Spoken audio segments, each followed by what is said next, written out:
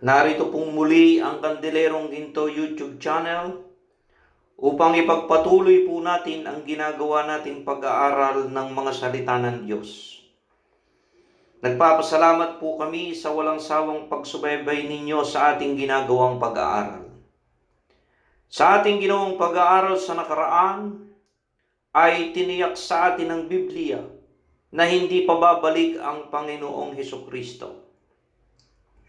Sapagkat bago maganap ang kanyang pagbabalik, ay magkakaroon pa ng pagkabilanggo ng dyablo ng 1,000 taon sa kaidaliman. Habang ang dyablo ay nakabilanggo, mayroong maghahari na Kristo, at ang kasama niyang maghahari ay ang mga nangaunang binuhay na mag-uli sa unang pagkabuhay na mag-uli. Subalit, tiniyak din ng Panginoong Hesukristo na hindi ang sanlibutang ito ang kanyang kaharian. Kaya kung hindi ang Panginoong Hesukristo ang maghahari sa sanlibutang ito, sino ang sinasabi ng Panginoong Hesukristo at ng apostol na si Juan na Kristo na maghahari sa sanlibutang ito habang ang Panginoong Hesukristo ay nasa langit? Paano pa tiniyak ni Apostol Juan na mayroon ngang Kristo at Panginoon na maghahari sa sanlibutang ito? Dito sa Apokalipsis 11, talatang 15, ganito ang sinasabi ng Biblia. At humihip ang ikapitong anghel, at nagkaroon ng malakas na tinig sa langit, at nagsasabi, ang kaharian ng sanglibutan ay naging sa ating Panginoon at kanyang Kristo, at siya'y maghahari magpakailan-kailanman. Paano pa tiniyak ng apostol na si Juan na mayroon ngang Kristo na maghahari sa sanlibutang ito? Ang sabi ng Biblia, ang kaharian ng sanlibutan ay naging sa ating Panginoon at kanyang Kristo, at siya ay maghahari magpakailanman. Pinatunayan mismo ni Apostol Juan nang maghahari sa sanlibutang ito ay Kristo at Panginoon din. Bakit natin sinasabi na Kristo at Panginoon din? Sapagkat ang Panginoong Hesukristo mismo ang may sabi na hindi nga ang kaharian ng sanlibutang ito ang kanyang kaharian. Kaya mga giliw nating taga-subaybay, marahil ay naglalaro sa ating mga isipan ngayon. Mayroon pa bang iba pa na Kristo at Panginoon bukod sa ating Panginoong Hesukristo? Kaya muli nating tanungin ay si Apostol Juan kung sino ang sinasabi niya na Kristo at Panginoon na maghahari sa sanlibutang ito ng 1,000 taon. Paano natin siya makikilala? Sino ang nakita ni Apostol Juan na Kristong maghahari ng 1,000 taon sa daigdig o sa sanlibutang ito? Sa Apokalipsis 12:1-2,5, ganito naman ang sinasabi ng banal na kasulatan. At ang isang dakilang tanda ay nakita sa langit, isang babae na nararamta ng araw at ang buwan ay nasa ilalim ng kanyang mga paa. At sa kanyang ulo ay may isang putong na 12 bituin. At siya ay nagdadalang tao at siya ay sumisigaw na nagdaramdam sa panganganak at sa hirap upang manganak. At siya'y nanganak ng isang anak na lalaki na maghahari na may panghampas na bakal sa lahat ng mga bansa. At ang kanyang anak ay inagaw na dinala hanggang sa Diyos at hanggang sa kanyang luklukan. Sino ang nakita ni Apostol Juan na Kristong maghahari sa sanlibutang ito? Ang amin pong binasa sa inyo ay ang pangitain ng apostol na si Juan nung siya ay nasa mga pulo ng Patmos. Ano ang ipinakita ng Panginoong Hesukristo sa kanya? Ayon sa hula, ay ang babae na nararamta ng araw ay nanganak ng isang anak na lalaki na maghahari na may panghampas na bakal sa lahat ng mga bansa. Sa makatuwid ay ang paghaharian ng lalaki na ito na ipinanganak ng babae na nararamta ng araw ay ang buong sanlibutan o mga bansa sa pamamagitan ng panghampas na bakal. Ito ang sinasabi ni Apostol Juan na nakita niyang maliwanag habang ang dyablo ay nakabilanggo ng 1,000 taon. Mayroong Kristo na maghahari sa sanlibutang ito ng 1,000 taon. At ang kasama niyang maghahari ay ang mga nangaunang nabuhay na maguli, na mga nakaupo sa kani-kanilang mga luklukan. Sa makatuwid ay mayroong pagkakakilanlan kung sino ang maghahari na Kristo at Panginoon sa sanlibutang ito. Paano natin siya makikilala? Ang sabi ng Biblia ay iaanak siya ng babae na nararamta ng araw. Kaya dapat maunawaan natin sino itong babaeng nararamta ng araw na manganganak. Ano ang ibig sabihin ng pangitain na ito ni Apostol Juan? Ito ba'y literal na babae? Ano ang kahulugan ng pangitain na ito ni Juan? Saan po ba tumutukoy ang babae? Kanino po inihahalin tulad ang babae sa pangitaing ito ni Apostol Juan? Sa 2 Korinto 11:2, ganito po ang ating mababasa. Sapagkat ako'y naninibugho tungkol sa inyo ng panibughong ukol sa Diyos. Sapagkat kayo'y aking pinapag-asawa sa isa, upang kayo'y maiharap ko kay Kristo na tulad sa dalagang malinis. Ang sabi ng apostol na si Pablo, ako'y naninibugho tungkol sa inyo ng paninibughong ukol sa Diyos.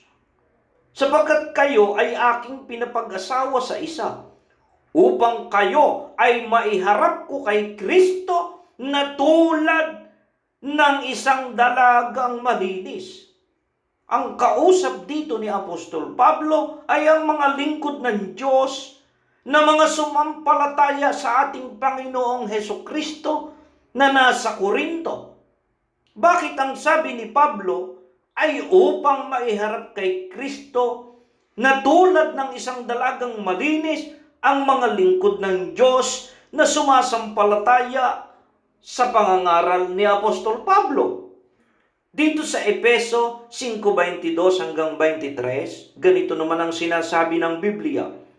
Mga babae, pasakop kayo sa inyong sariling asawa na gaya ng sa Panginoon. Sapagkat ang lalaki ay pangulo ng kanyang asawa, gaya naman ni Kristo na pangulo ng iglesia, na siya rin ang tagapagligtas ng katawan. Ang sabi ng apostol na si Pablo, mga babae, pasakop kayo sa inyong asawa, na gaya ng sa Panginoon.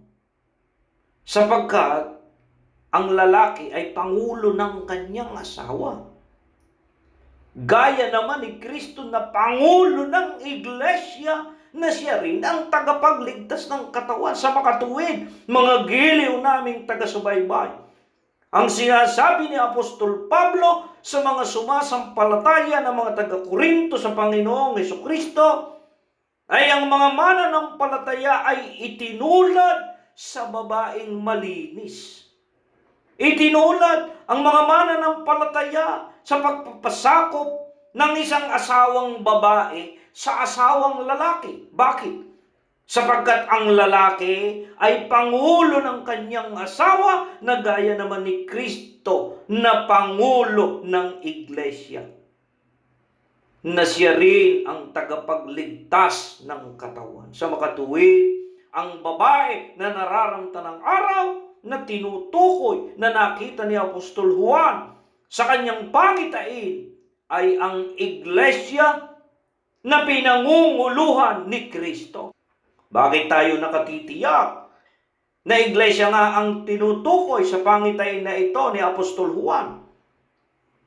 Ano po ba ang ibig sabihin na ang babae o ang iglesia ay nararamta ng araw? Ano po ba ang isinisimbolo na nakitang pinakadamit ng babae o ng iglesia na iginaya sa araw? Dito sa mga awit 37:6, at kanyang palalabasing gaya ng liwanag ang iyong katuwiran, at ang iyong kahatulan ay gaya ng katanghaliang tapat.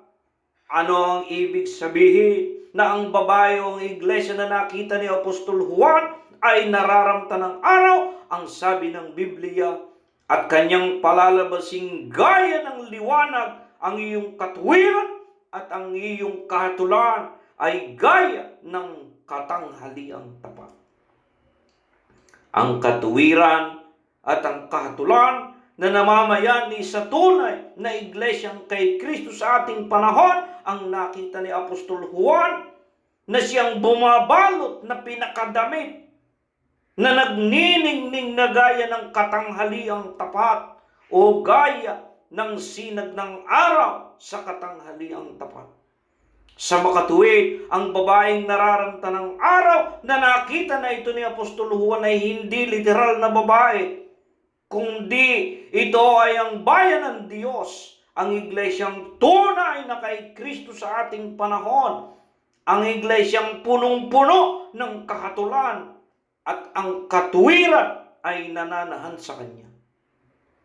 Bakit naman ang sabi sa hula na nakita ni Apostol Juan sa kanyang pangitain ay ang babae na nararamta ng araw ay may buwan sa ilalim ng kanyang mga paa?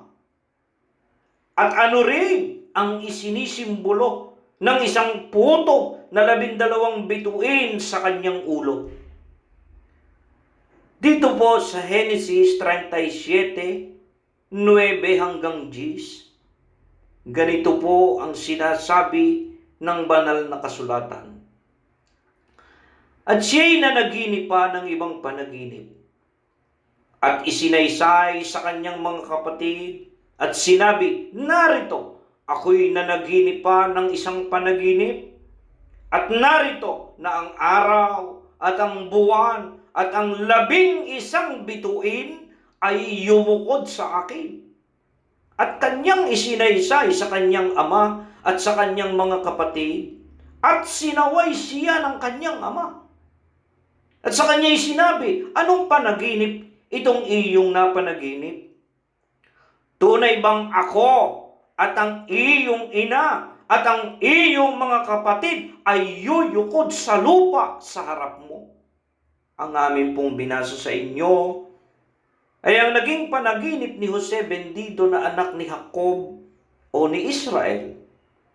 Siya ay nanaginip at isinaysay sa kanyang mga kapatid ang kanyang naging panaginip. Ang sabi ni Jose ay narito na ang araw at ang buwan at ang 11 bituin ay yumukod sa akin. Ano ang kahulugan ng panaginip na yun ni Jose? Noong kanyang isaysay sa kanyang ama ang kanyang napanaginip na ito, ay sinaway siya ni Israel na kanyang ama. At sa kanya ay sinabi, anong panaginip itong iyong napanaginip? Tunay bang ako ang araw at ang iyong ina ang buwan at ang iyong mga kapatid ang 11 bituin ay yuyukod sa lupa sa harap mo. Ano ang isinisimbolo ng bituin sa naging panaginip ni Jose? Ang 11 kapatid niya. Tao ang tinutukoy ng bituing sinasabi. Paano natin iniuugnay ang panaginip na ito ni Jose sa pangitay ni Juan sa babaeng nararamtan ng araw? Unang iglesyang tunay na kay Kristo. Sino ang 12 tao o bituin na pinakaputong ng iglesia? Hindi po ba ito ay ang 12 apostol ng Panginoong Hesukristo? Ang mga aral ng mga apostol na itinuro sa kanila ng Panginoong Hesukristo, ang taglay na mga aral ng tunay na iglesyang kay Kristo. Kaya ito ang putong ng iglesia, ang 12 apostol ng Panginoong Hesukristo. At ano naman ang isinisimbolo ng buwan sa ilalim ng paa ng babae na nararamtan ng araw? Ang buwan ay sumisimbolo sa pinakaina ng iglesia. Sino ang ina ng iglesyang kay Kristo noong unang siglo? Ito ay ang Sion o ang bayang Israel. Kaya ano ang tawag sa iglesyang itinayungan ni Kristo? Ito ay tinawag na anak na babae ng Sion. Sa makatuwid, ang kanyang pinakaina ay ang Sion o ang bayang Israel ay napailalim sa kanyang mga paa. Ano ang ibig sabihin na ang bayang Israel ay mapapailalim sa paanan ng iglesyang tunay na kay Kristo o mapapailalim sa paanan ng anak na babae ng Sion? Dito sa Lucas 16:16, ganito po ang nakasulat. Ang kautusan at ang mga propeta ay nanatili hanggang kay Juan. Mula nooy, ang ebanghelyo ng kaharian ng Diyos ay ipinangangaral at ang bawat tao ay pumapasok doon na nagpipilit. Ano ang ibig sabihin na ang bayang Israel ay mapapasailalim sa paanan ng babaeng nararamtan ng araw o ng iglesia o ng anak na babae ng Sion? Ang sabi ng Biblia, ang kautusan at ang mga propeta, ang kautusan sa bayang Israel, ang kautusan ni Moises ay nanatili hanggang kay Juan. At mula noon ay ang ebanghelyo ng kaharian ng Diyos ay ipinangaral at ang bawat tao ay pumapasok doon na nagpipilit. Bakit ang sabi ng Biblia ay nanatili ang kautusan at ang mga propeta hanggang kay Juan? Alin nga ba ang kautusan na sinasabi na kautusan sa bayang Israel? Dito sa mga Gawa 13:39, ganito naman ang sinasabi, at sa pamamagitan niya, ang bawat nananampalataya ay inaaring ganap sa lahat ng mga bagay, na sa mga ito'y hindi kayo aariing ganap sa pamamagitan ng kautusan ni Moises. Bakit ang sabi ay nanatili hanggang kay Juan ang kautusan? Aling kautusan ang tinukoy na siyang sinusunod ng bayang Israel? Ang sabi ng Biblia, sa pamamagitan niya o ni Kristo, ang bawat nananampalataya ay inaaring ganap sa lahat ng mga bagay, na sa mga ito ay hindi inaaring ganap sa pamamagitan ng kautusan ni Moises. At mula nga noon ay ang ebanghelyo ng kaharian ng Diyos ay ipinangaral, ang ebanghelyo ng Panginoong Hesukristo o ang mga kautusan sa ilalim ng kautusan ni Kristo na siyang ipinangaral ng mga apostol. Kaya mga giliw nating taga-subaybay, ito ang hiwaga ng Kristo na sinasabi ng banal na kasulatan, na ngayon ay inihahayag sa atin ng Panginoong Diyos. Hindi ito naunawaan ng napakaraming mga tagapangaral, sapagkat ang mga bagong bagay na ito ay nakubli sa mahabang panahon ng sangkakristyanuhan. Ang Kristo at Panginoon na nakitang maliwanag ng apostol na si Juan sa kanyang Apokalipsis ay inianak ng babaeng nararamtan ng araw o ng iglesyang tunay na kay Kristo sa ating panahon. Ano ang ibig sabihin ng panganganak na ito ng iglesia? At kung ito ay inianak ng iglesyang tunay na kay Kristo, sino ang kinatuparan ng hula na ito? Napakaraming iglesia ngayon ang laganap na laganap sa sanlibutan. Aling iglesia ang may ganitong pangyayari na sa kanya naganap ang katuparan ng hula na ito? Na panganganak ng isang anak na lalaki na ang tungkulin ay maghari na may panghampas na bakal sa lahat ng mga bansa. Bakit hindi ito ipinakilala ng iglesyang tunay na kay Kristo sa ating panahon? Mga kapatid, mga taga-subaybay, ito po ang aming ipaglilingkod sa inyo sa susunod nating gagawing pagtalakay sa isinasagawa nating pag-aaral ng mga salita ng Diyos na nakasulat sa Biblia. Naway patuloy pa po ninyong subaybayan ang mga hiwagang ito na binubuksan sa atin ngayon na pawang nakasulat sa Biblia. Maaari po ninyong ipagbigay alam sa amin ang inyong mga panayam o mga katanungan sa pamamagitan ng inyong email. Makikita po ninyo ang aming Gmail account sa description below at doon nyo po isulat ang inyong mga katanungan, comments tungkol sa mga ginagawa po nating mga pag-aaral ng mga salita ng Diyos. Umasa po kayo na lahat ng inyong mga tanong ay pawang masasagot sa pamamagitan po ng Biblia. Don't forget to like, share, and subscribe para po masaksihan pa ninyo ang mga pag-aaral ng mga salita ng Diyos na ating pang tatalakayin.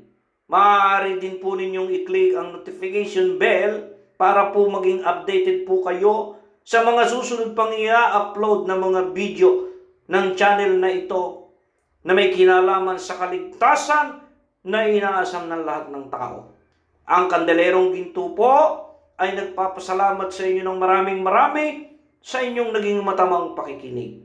Hanggang sa muli po, maraming salamat po.